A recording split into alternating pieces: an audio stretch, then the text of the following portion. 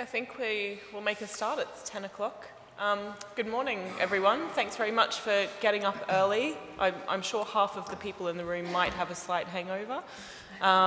So thanks for joining us today. So the first thing to say today is that I'm not going to leave question and answers till the very end, because I know that most people like to ask questions along the way. So a bit about the format today. So our panel members will have about 5 minutes each to talk about their work and how that is relevant to what we're talking about today. And then we will go into an open discussion and Q&A. So please do feel if you want to ask a question, put your hand up, and there's a roaming microphone. So please do that throughout the session, and then we will do a small wrap-up about 5 minutes before 11 o'clock. Okay, so my name is Catherine Giels. I'm the director of the Engaged Journalism Accelerator. I am happy to be here at the end to talk more about what engaged journalism is, but some of that will come up throughout the session today. But basically, the Engaged Journalism Accelerator is run by the European Journalism Centre. We have grant funding for 12 news organisations across Europe doing engaged journalism.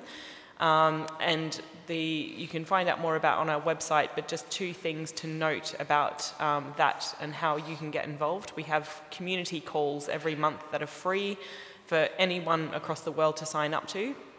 So the next one coming up is on the 25th of April at 4 p.m. Central European summertime. And then we also have an event where in June, in Berlin on the 19th of June, which again is going to be free and open to anyone to come to and register. And registration is open this morning. So please go onto our website, which is engagedjournalism.com, to find out more about what we do, and if you're interested in coming to our event in June as well.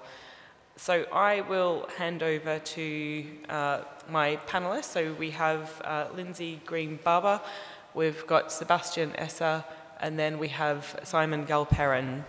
So I'll get them to introduce themselves. Thanks, Catherine. I'm Lindsay Green-Barber. I have a company called The Impact Architects, and we do strategy and research with media companies and with philanthropic foundations that support media to help design high-impact communication strategies and understand how they're working. I was at the Center for Investigative Reporting for about 4 years, for 2 years as a postdoc coming out of a political science background. So I'm not a journalist by training and didn't have any experience with journalism until I landed at CIR. And through the work there, we came up with a framework for thinking about the impact of journalism that I'm happy to talk about with you all today. And just really excited to be here, and thanks for inviting me to be on the panel. Thank you. So my name is Sebastian Esser. I'm a journalist. I'm a co-founder of two companies. One is called Steady, and that's a membership platform for independent media. So if you want to start your own membership program, please use Steady. But I guess what I'm here for is co-operatives, which is a digital magazine that was founded, I think 5 years ago now, by more than 17,000 people in a big crowdfunding. It is now a membership-driven digital magazine. We publish one story a day, plus newsletters, podcasts, things like that. Those stories tend to be very long. Our speciality is that we try to engage our members before we write our stories. So we look for experts in our member database. Yes, and at the moment we're trying to find out traces in our data that correlate with trust, with having a strong relationship, and how that's going. I'm happy to talk about here. Thanks for having me. Hi, everyone. My name is Simon Galperin. I work for a company called Groundsource. We're an engagement platform and consultancy that builds products like SMS, chat, web chat, and increasingly other technologies like pull notifications. We're thinking about how do we design for listening and relationships. And that is sort of why I think we're relevant, I think I'm relevant maybe to the conversation, is I think of relationships as atomic units of journalism, right? Like the newsrooms, everything, all the world is built on this like a single atomic unit, and it's like the relationship you have with others on an individual level in this group. So measuring that, understanding what that looks like to have a good relationship with somebody, and then doing it on a digital level, like in a way that we can measure, is sort of what we often think about and encourage our customers to think about. There was actually, Catherine sent around a little primer for us to think about for these introductions, and I followed the directions. So I have the third thing you asked me to say, which is something I've recently thought about, sort of discovered, I guess, like an insight I've had. Again, not discovered, hardly like an explorer. But the easiest way to measure engaged journalism, if you're a newsroom who wants to start doing that, is just by beginning to measure how many questions you respond to from people. So like, you have a question, I will answer it. Done. That's a +1 for you. And it's a really straightforward metric that I think people can understand. Mm-hmm. Great, thanks. And a bit of a first question for the audience then, if people can put their hands up, if people are in the room who think that we need to find better or more effective ways to measure and quantify journalism beyond just the sort of data analytics on a dashboard. So put your hand up if you believe that that's the case. About half the people. And then the other half of the people fundamentally disagreeing with that, or are you not quite sure about how we measure journalism to begin with? So I don't know if anyone wants to put their hand up and say. No, they need more coffee. That's okay. That's okay.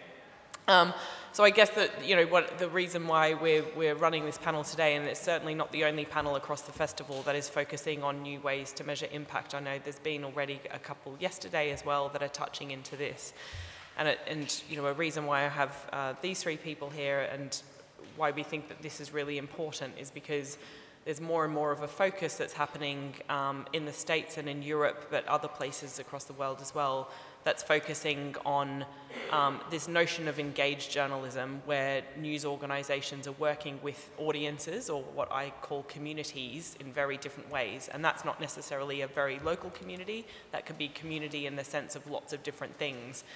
And we need to start looking as an industry around how we relate to those people, how we represent those people, and it's not just about their consumers of content and their sort of numbers that we have to bring on board and measure by money, but what else can we be doing with them to get them to be more active citizens within, society and all of that sort of thing. So that's the spur of why we're discussing this today. And for us to really think about the different examples that news organizations are doing with that. And there's plenty of organizations across, different parts of the world who are taking on this slightly different approach to thinking about how they work with their users or their people at the end of the day. So I get sort of a first question then. So I think we see quite a few not-for-profit news organizations that are doing a little bit more of this different types of engagement and different ways of measuring what impact that they're having on their audiences as well. So first question to the panel is around, what do you think that potentially for-profit news organizations can learn from other organizations that are doing things differently, if we think that for-profit organizations are purely just focused on maybe a monetary value of readership? Mm-hmm.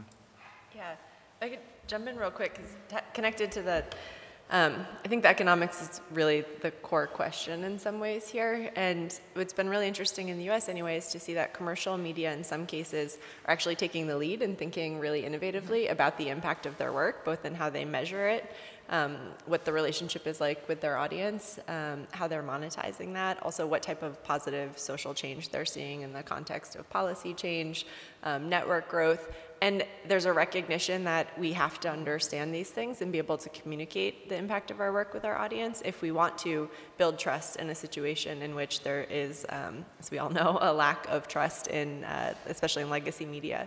And people using really innovative ways to understand that, everything from content analysis to surveys to advanced analytics. And I think one of the challenges in my mind, from the perspective of journalism, is when we think about, oh, we shouldn't be measuring the impact of our work. I think there are always questions about, is this getting too close to advocacy? Some people may not have raised their hands because they have that question in mind. But I push back and say, you know, like the reason we care about reach metrics, the reason we care about analytics is because that is the old economic model, right? They were, digital analytics are foisted upon media companies as a way to be able to sell advertising revenue. So you, in fact, already have a normative value built into why you're using those analytics. So in my mind, kind of expanding it out and thinking about, is your mission or your goals to help increase audience awareness or for people to know more about an issue? I think about that at individual level impact. Is your goal really to change policy? Is it about not prescribing a particular policy, but uncovering malfeasance or misbehavior or you know, bad actors out there and having something positive change happen there? Is it that kind of institutional impact? Then know if you're doing that and help feedback that into your strategy. And so, you know, I think this is a great moment of opportunity for organizations to be more proactive in defining what your own mission and goals are. What does success look like for you? How do you know if your engagement distribution strategies are working? And then how do you feed it back into your own editorial strategy? And how does that contribute to your own revenue model? So whether it's membership, whether it does have something to do with advertising, but frankly, that's where the platforms are making a lot of money out of digital analytics now, right? They've kind of taken over that advertising space. So I make the pitch that this is the moment of opportunity to really think about what does this mean for your organization and how can it contribute to your revenue. Mm-hmm. Yeah, so first of all, we're not a non-profit. Counterpart is not a non-profit. We are for profit. It is a cooperative. We are owned by our comrades. Yep. Yep. That's the legal term. So it is kind of a socialist for profit, but it is still for profit. The problem is that we try to run a different business model than the ad business model, and that's what all the metrics were made for. That's what all the tools are made for. So we are having a hard time finding the right KPIs to work with. You know, if I get all these metrics about so-called engagement, you know, how product people talk about core engagement loops and how people behave on the website, and if you sell ads, then you want people to stay around, click, rage, comment. That's actually a good sign, I guess, in those metrics. For us, that's a bad sign or no sign at all. So we need different tools, and we need to come up with our own metrics. Doesn't mean it's, you know, not for profit. I mean, we do follow the money in that way. Mm-hmm. We want to know, you know, what the signals are in our data that will help us understand what makes people trust us more, build more stronger relationships, and what we can do, how we can change our journalism to be more effective in building that trust and forming those relationships, because then as a result, we will make more money and be more sustainable and more independent.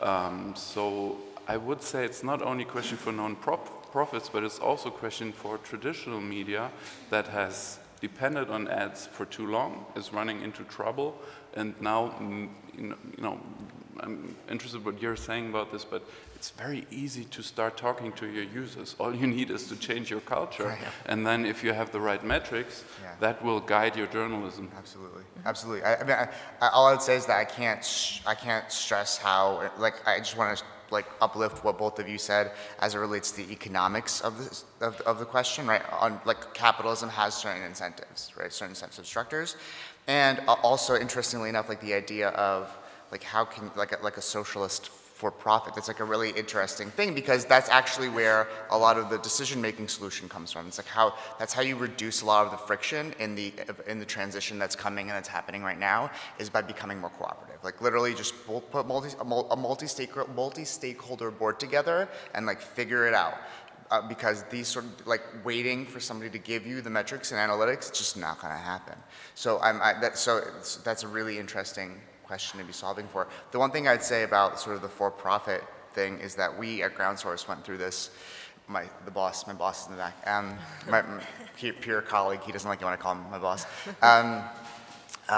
We went through this like process where we like talked about the word profit, and I was like, dude, like my I'm a leftist, so like the word profit was like a dirty word to me, and we went through this conversation to understand what does it actually mean. And what it actually means is sort of just sustainability, right? Like we thought of ourselves as redwoods, like these trees that grow and clearly take up some space, and that's okay because they give something back, right? They're a fundamental part of the ecosystem. So yeah, I mean, I think leaning, so your question was, what can for-profits learn from nonprofits? And I think it's this sense of more mission-driven approaches, and that will result in different business models, but like it's going to happen anyway. Yeah. Okay. Great. And in terms of then, so we've touched on this notion of engagement and sort of what that means. And I know we've had separate conversations around, you know, how do you measure engagement? And that's a huge terminology. So how do you sort of break it down? And we've touched on about, you know, a starting point could be around how many questions that you respond to from your community or your audience. What are some of the other, you know, sort of more granular things that each of you think could be measured as engagement gestures as such? It's a really tough question. It's supposed to be. And an interesting one. So engagement means so much nowadays, it has started to mean nothing. You know, I feel like it's a term from social media where people want other people, companies want people to stick around, see more ads, you know, be more engaged, come back to the app and stuff.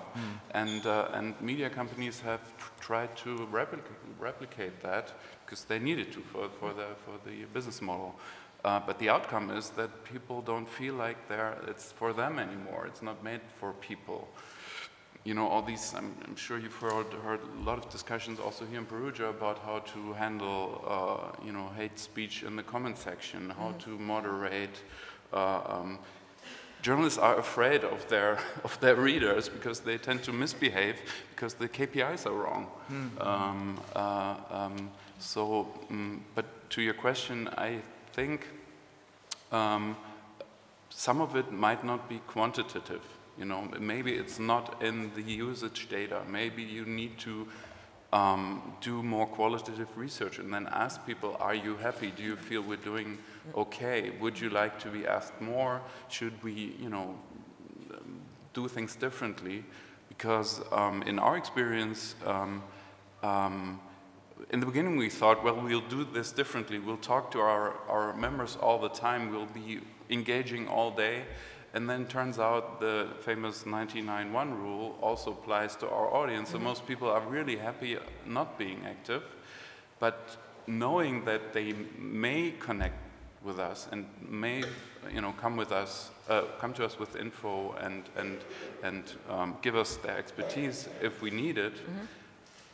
That changes the relationship. But that doesn't mean that they do things very differently. But you know, as I said, we are looking for these signals in the data. So to have that would be very valuable because then we could change our journalism according to that data. I'd just say it depends. It depends on what your engagement practice is and what you're hoping to get out of it. So my kind of first advice always is figure out, like, what is it that you're actually doing? What's the activity? Is it that you're crowdsourcing? So you're asking folks to provide you some sort of information for an investigation or a project. Is it that you're, you know, wanting people to ask you a question so you can answer it? You know, what is it that you're trying to do? And then what are you hoping that happens out of that? What is your underlying assumption or what are your goals? And then figure out just how to run an experiment in it. So maybe it is using some sort of a survey at the end of it. If you're having, you know, community events, maybe it's that you need to just think about how do you build in a little bit of participant observation, which is just like a fancy word for, you know, doing some reflection after the event and keeping a constant record of what happens at those so you can notice trends and patterns over time. We did a research project recently with support from the News Integrity Initiative about 4 different organizations and some different engagement practices. It's available on our website, theimpactarchitects.com/resources.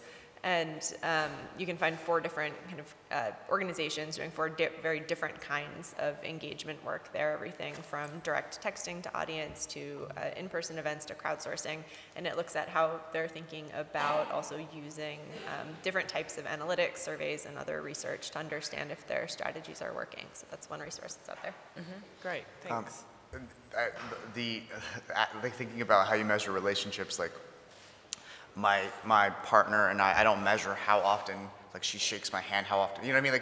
Like how do you measure your real relationships in your life? Like you talk to people and you're like, hey, how we doing? Are we all right? Like I did that thing yesterday, was it okay? And you're like, yeah, cool. So the qualitative research is so important. A couple of stats that I want to share from one of our customers, Science Friday. They're a nationally sort of syndicated podcast radio show about science and runs every Friday from New York Public Radio. And they did these couple of engagement projects. The first one was Ceph Week, so it was like they texted you a picture of an octopus or a cephalopod every day with some facts, and you got to interact with them via conversation. From that work they worked with 800 people, so 800 people subscribed to their texts for a week.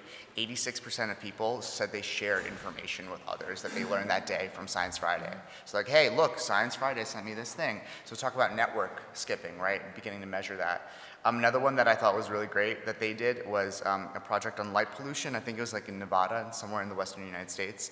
And 100% of people who participated, also about 1,000 folks, 100% of people who took the survey, so there's that, but said that they were going to change a behavior from that experience. Mm-hmm. So if we can begin thinking about sort of not scale-sized change, but like couple hundred people at a time, once every week, a new cohort, like that is real, those are real sustainable relationships mm-hmm. that you will find your 1% for, and then you don't need to worry about engaging the other 99, because you might not need those resources to engage those 99.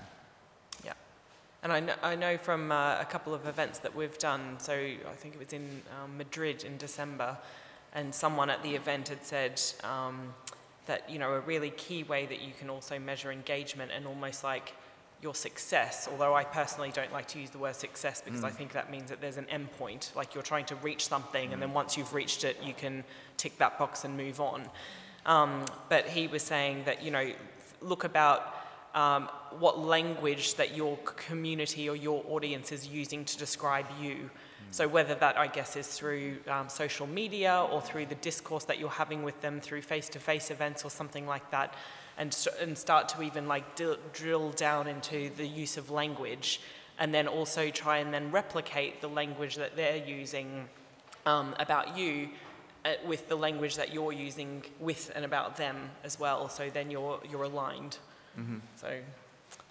Yeah, and that, I mean, in general for reporting, even if you're not thinking necessarily about doing kind of innovative engagement, if you're just thinking very kind of traditionally about reporting and setting the public agenda or getting coverage in other media, I think thinking about content analysis and how the language that you're using in reporting is showing up in other media or showing up in other influencer groups, or did a project with the Seattle Times Education Lab to see how reporting on school discipline had potentially shifted conversations that were happening among teachers, and so we looked at teachers union newsletters and did a content analysis. And so it's just thinking like kind of innovatively about the different research methods that you can pull from to help answer questions that you might have about the impact of your coverage. Mm-hmm. Great.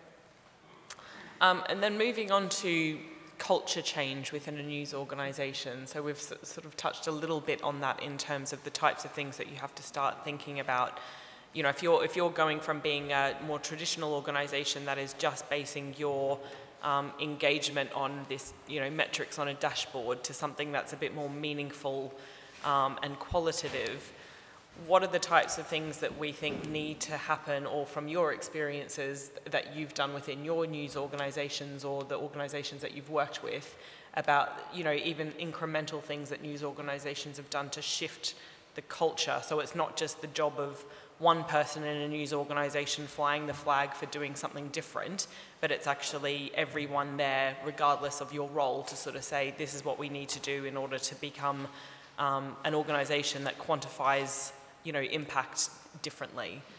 So, and I would also put the question to the audience, if there's anything that you've done within your organizations or organizations that you've worked in that you've sort of seen as being beneficial, you know, add to the conversation as we go along. Well, sorry. For us, the most effective is to teach people from the beginning, because it's much harder to, to change a journalist that has, learned their trade, is proud of what they've learned, and then we ask them to do things very differently. It's much harder to work with them and for them to start,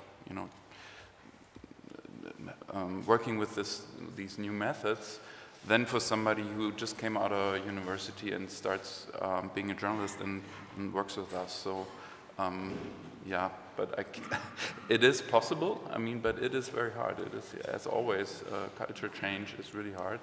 But then it helps to, just like you said, you just count how many people did I contact before I started my reporting stuff. So it's teaching, learning, and then disciplining each other. Actually, it's kind of editing, Couldn't you ask for someone from our membership base whether they're an expert and they might be able to verify this or have additional info? So for us, it became part of the editing process. So our onboarding is, I assign homework during our onboardings with our customers, because we're like, this is a crash course in doing this thing differently.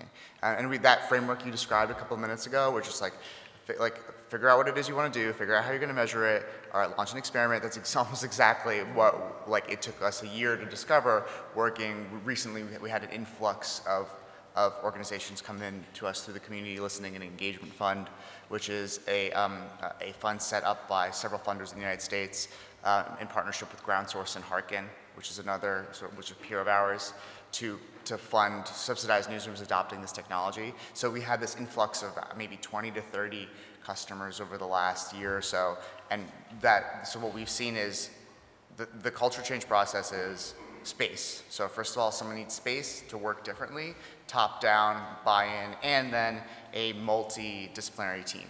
So like 3 or 4 people just spending time devoted to the relationship and building.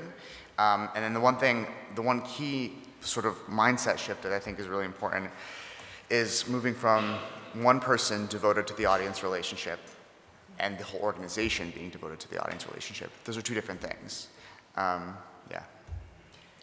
Yeah, I agree with everything y'all have said. I'd just add, I think organizations having a real clarity of mission is important, and it being communicated and people understanding what that means, and it being implemented in actions at all levels of the organization. Also, when I'm brought in specifically to think about how can we, measure the impact of journalism, I always start by understanding what does that word mean to people, and usually trying to get rid of the word impact altogether, because I find it's a very triggering word for people. Everyone has an idea of what it means something different to everyone, and so just take it away and say, what was the last project you're really proud of? What's the last story that you knew made a difference? Why do you get out of bed every day and continue coming to work in this industry that's really challenged? And then people start having stories about a project they did that changed somebody's life, that something happened. And sometimes it's really small, right? Or in their mind, it's really small. It's, I got an email from someone in the audience afterwards that said whatever. And so having a framework that really validates those experiences and understands that when we say impact, it doesn't mean that time that the president responded to your story or that a policy changed or something. But in fact, we're talking just about all of that tangible on the ground change that we see happening out in the world, and all of the ways your work is important, and that we're trying to find a way to help validate that and to be able to communicate that value internally, but also to potential supporters of that work, whether they be philanthropic foundations, whether they be your members themselves, so communicating back to your members, your audience about the value of that work, and potentially if you do have revenue from advertising, to be able to demonstrate a different kind of value that your brand can bring to products and for advertising as well. But so I think really just understanding within your organization, why are people doing the work? What do you have as a shared understanding for what your goals are? And then figuring out how do you then build in some ways to validate and measure those things is really always the starting point for me. Yeah, and I think on the back of that as well, again in Madrid in this event, it was this cornerstone event for us, so lots of juicy intelligence came out from the people that were in the room. And you know, some of the discussion was focused around, obviously we can't necessarily just be thinking about the soft sort of impact, and soft I use in inverted commas, impact that we're trying to make for the community or the audience that we're working with, because we also have to balance that with being a financially sustainable news organisation. So it was around, you know, how do we monetize our values, and how do we monetize some of the softer things that we're trying to do that isn't then just focused on this, like, the commercialization necessarily, or the money from advertising or what have you. And there's, you know, it's obviously a fine balance to get that right.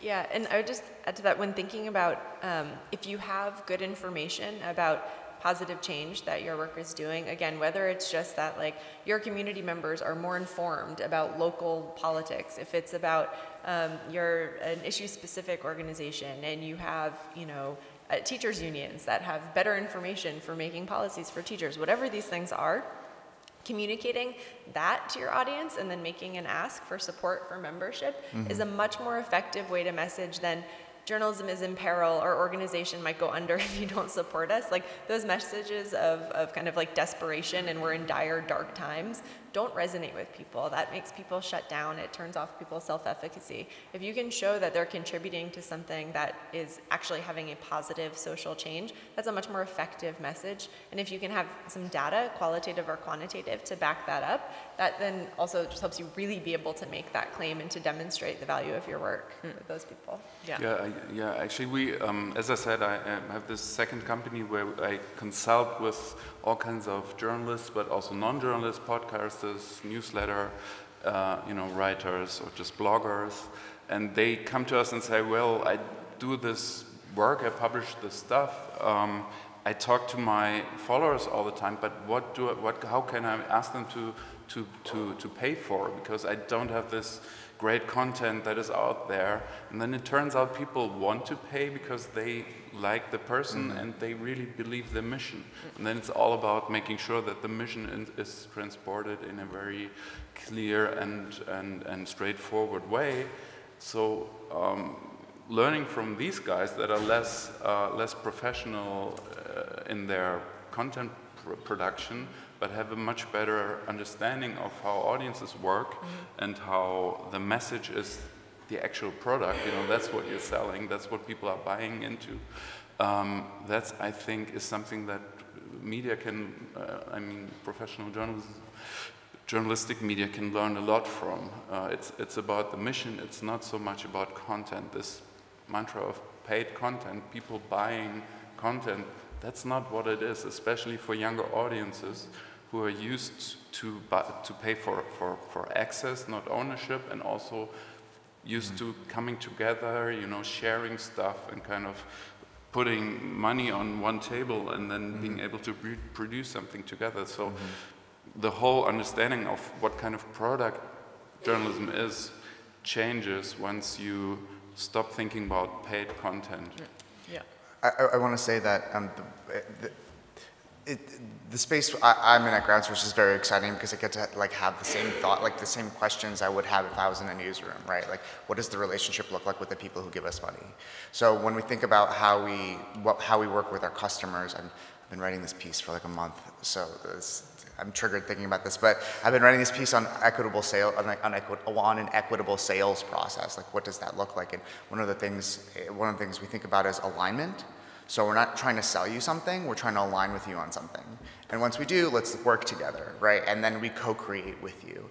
And I think that is what you're describing. And I also, the one thing I'd say is that 10 years from now, today's metrics, today's newsroom models, today's process will not be the thing that is the process 10 years from now. So the quicker we start moving in a direction where we can become more agile, more responsive to people and in service to them, rather than like newsroom-centric calls to like, oh my God, I'm gonna lose my job. Give me more money. Like, no, like what have you done for me lately? So like if we can begin having that mindset change, the sooner we have that, the sooner we get to this like promised land on the other end of it. Yeah, nice. And I'm trying to really encourage the audience to participate here. Don't be afraid, but as I mentioned before, is there anyone in here that wants to share something that you've done within your organization where you've seen positive changes because of a kind of a wider cultural shift, or touching on any of the other things that we've spoken about so far. I know I have a couple of grantees in the room. I'm not going to get them to stand up, but they might want to contribute if they think it will be beneficial to the audience. Did you see that soft power being wielded? I have a couple of grantees. There's somebody right here. I have a gentleman here. Can we get a microphone? Yeah.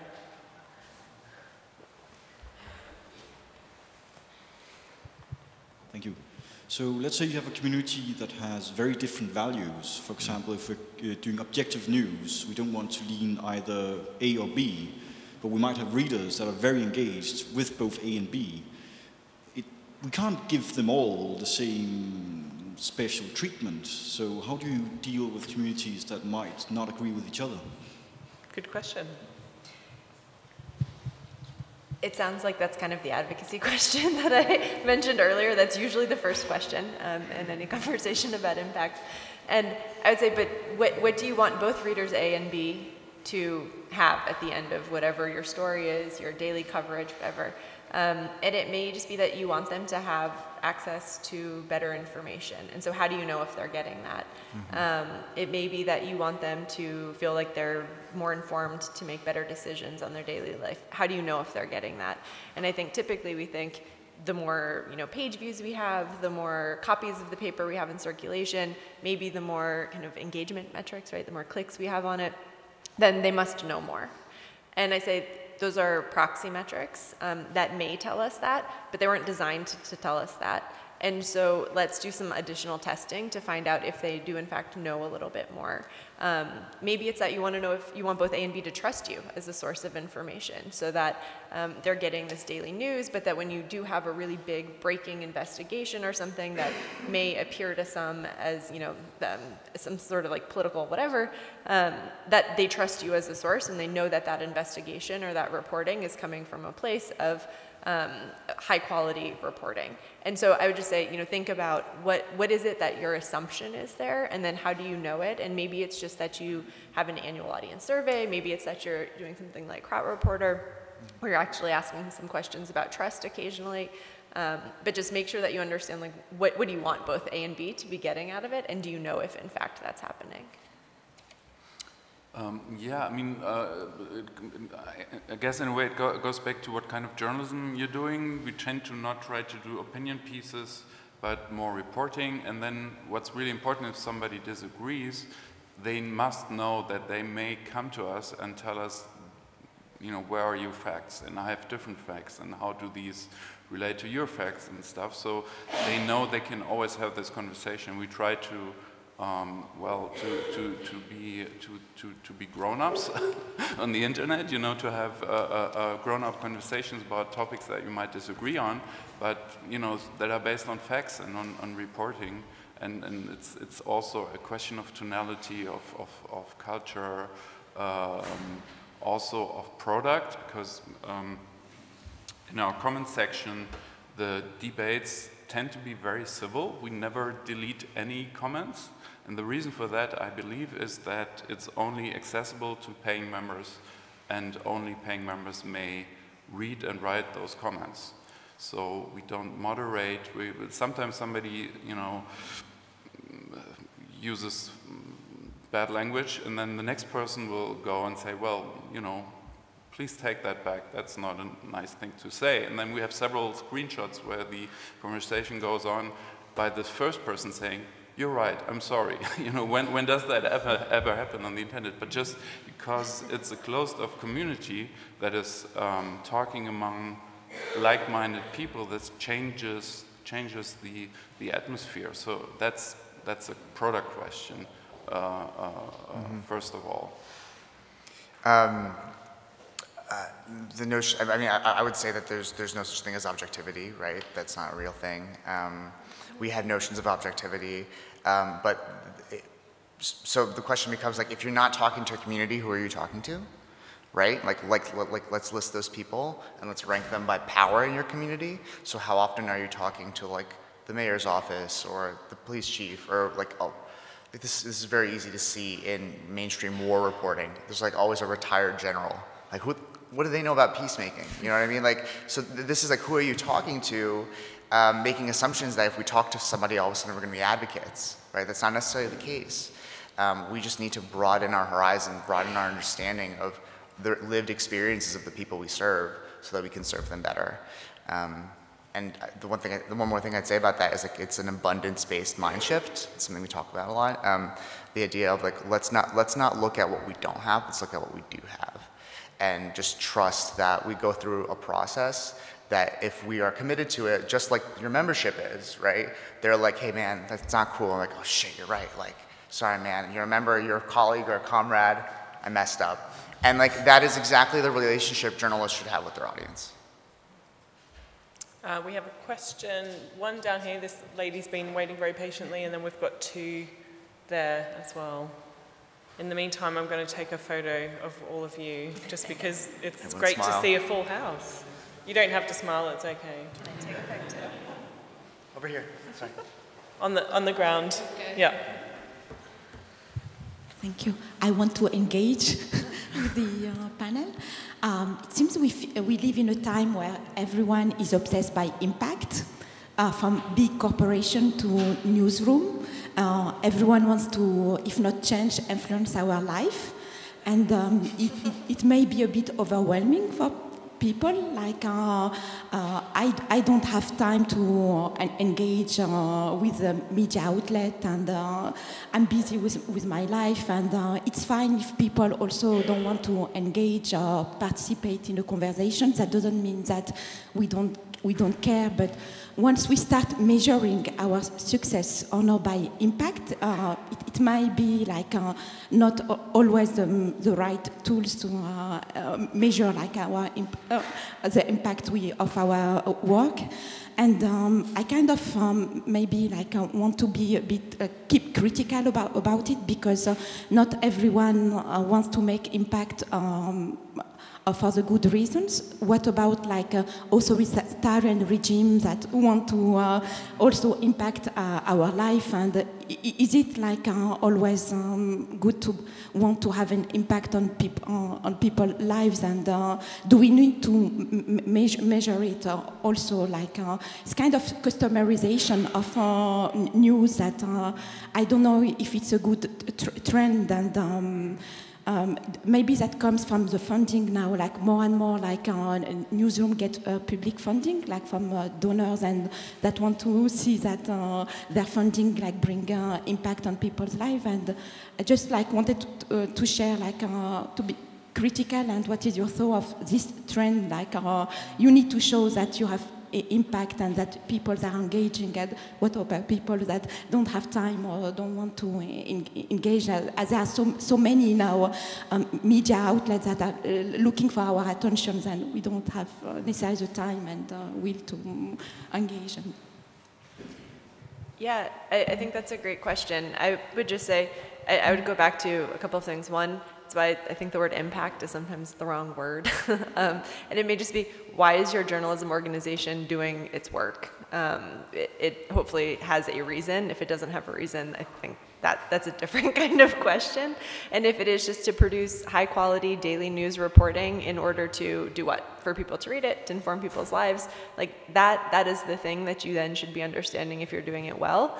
And I think, of course, you should measure it, because if not, you're going to be wasting resources. We're all strapped for resources. If you're doing really high quality reporting and you're putting it out into a void and no one's reading it, and no one's getting that information, then it's probably not a great use of time, and we should shift something so that you make sure that people who do need it are getting it. And I hear what you're saying. There are so many sources of news and information out there, and of course we can't. Everyone isn't going to be everyone's audience, right? And I think that's even more important than to figure out who is your audience. Who are you producing content for? Maybe it is who are you trying to engage with, and towards what end? And then to the point of the other panelists is to really understand, what do people want from you? What are people trying to get for information? How do they want to engage with you? And then to have that back and forth. So in my mind, the research part, I think you're right. it's the impact kind of question, at least initially, was driven in large part by philanthropic foundations that were supporting media as part of broader programmatic goals, and not because of a deep belief necessarily in journalism for journalism's sake. But I think there's an opportunity, again, to take that kind of back in and think about how does this help inform our strategy? How do we make sure that we're using the resources that we have in the best way possible in order to achieve our goals? So we can maybe leave the word impact aside, but how do you know if what you're doing is actually doing what you want it to be? It's a really interesting, like, customer, like, user-centric question. Like, I actually don't want you to talk to me. Like, I'm here for you. I don't want to tell you. Like, I don't have time. One of the things we've been experimenting with is this. Well, experimenting with our customers taking it on with it is this idea of like a text letter, like a newsletter, but during texting. So like you send people content and conversational stuff, yada yada. So what we found was we ran one for ourselves for like a small community of journalists. And I saw somebody at one of these things, and they were like, "Oh, I love getting that." I was like, "You never respond." And he's like, "I don't want to respond." He's like, "I like being a part of the community. I don't need to respond to it." And I was like, "Wow, okay, like that's exactly what you're saying. Like I trust that you are there, and ideally your media ecosystem is one in which they can ask you that, and you can say that to them, and they'll be like, all right, cool, like we know, she's good, and then not bother you." Cool.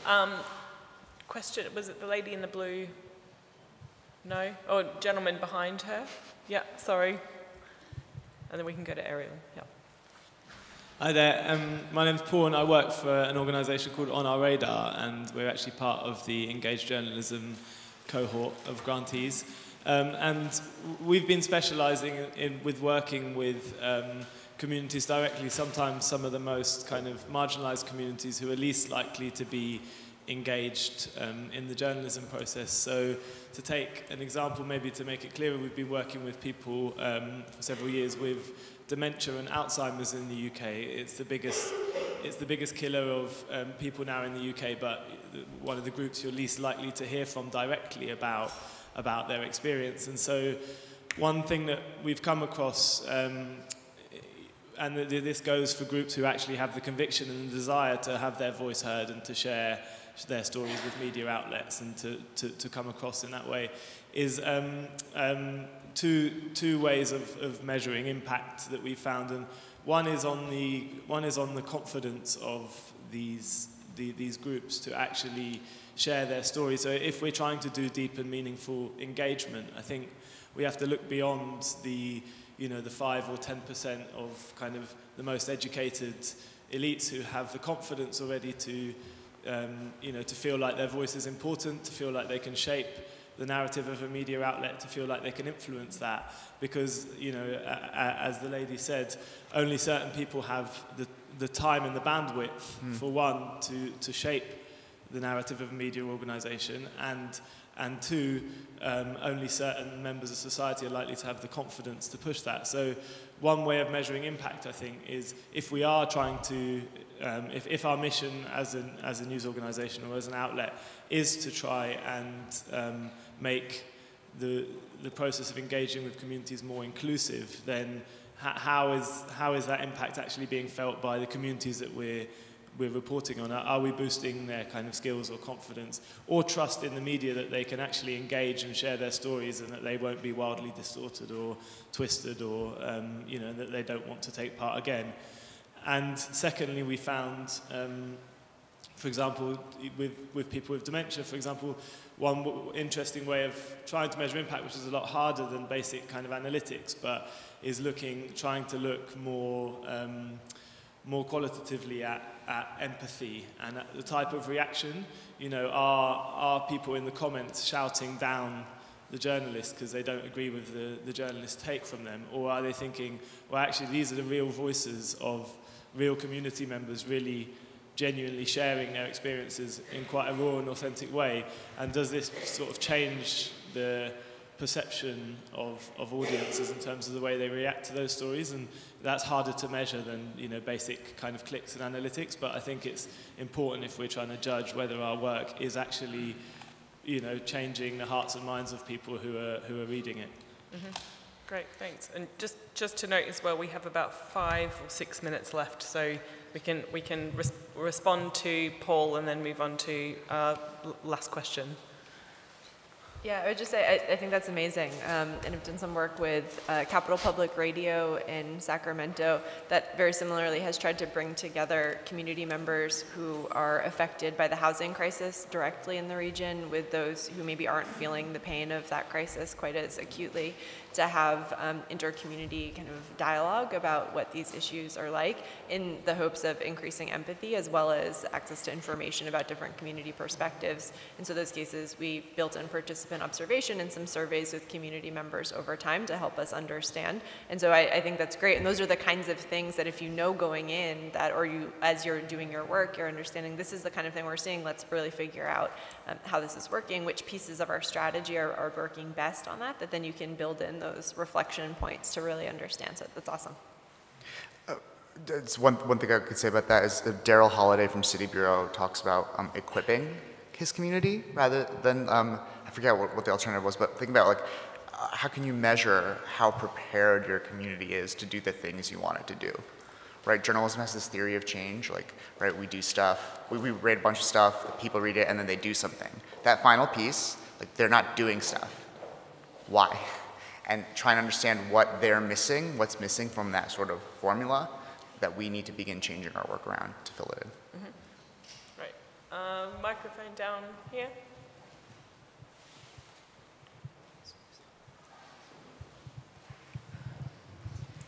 I think this is a bit of a culture change question. So many news organizations have sponsored content, events, partnerships, etc.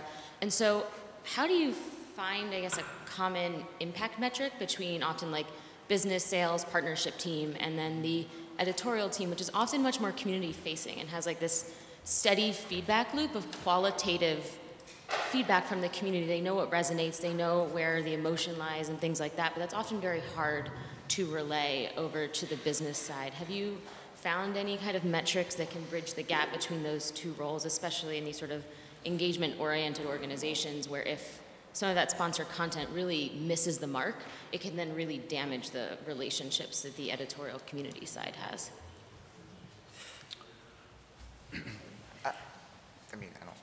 No, I don't have any examples of anything specifically with sponsored content.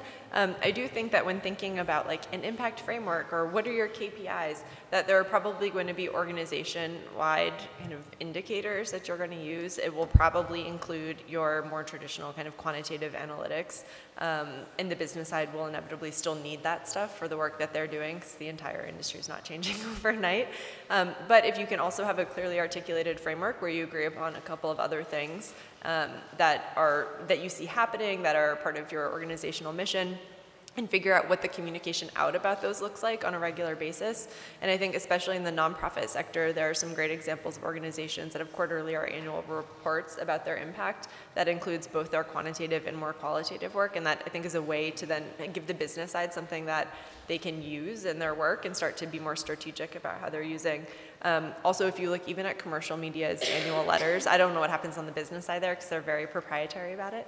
But if you look at things like the New York Times annual letter last year, the whole thing is like it's just looking at the impact of their work essentially over the course of the year. So I have no doubt that the business side is using that for their purposes too. But I do think having a regular external communication about your organizational impact is a way to get that kind of whole ship headed in the same direction and to have some continuity in the way the different departments are both contributing to that report and also able to use it to communicate out. I think a lot goes back to the mission, to the mission statement. So, for example, and I always use ourselves as the example. Our slogan is "Understand the connection." So that's the impact that we aim for. People have a better understanding of the world.